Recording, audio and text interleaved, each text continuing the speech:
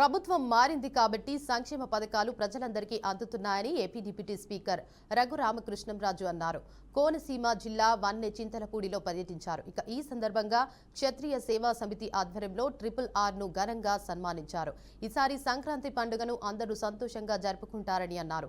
సాంప్రదాయాల్లో భాగంగా కోడి పందాలు సంక్రాంతి పండుగలో ఉంటాయని రఘురామ తెలిపారు. ఎంతో అదృష్టం ఉంటే గాని కోనసీమలో పుట్టారని డిప్యూటీ స్పీకర్ అన్నారు. 5 జిల్లాల్లో కోనసీమ జిల్లా వేరు.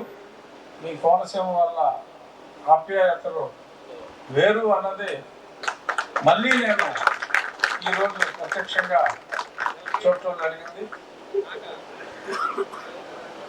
మన ఎమ్మెల్యే గారు చెప్పినట్టు ఖచ్చితంగా అంటే మాకు కొంచెం సంక్రాంతికి ప్రెషర్స్ ఎక్కువ ఉంటాయి. చాలామంది బయట నుంచి కూడా వస్తామని చెప్పారు.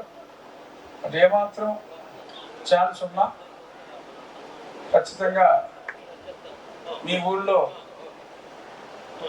ఉండబోతున్న సంక్రాంతి వైభవాన్ని చూడటానికి ఖచ్చితంగా నేను వచ్చే ప్రయత్నం అప్పుడు చేసుకోవడం జరిగింది.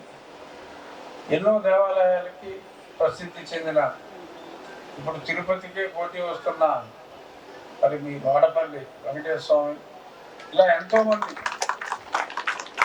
దేవుళ్ళు కొలువైన అద్భుతమైన ప్రాంతం ఈ కోనసీమ.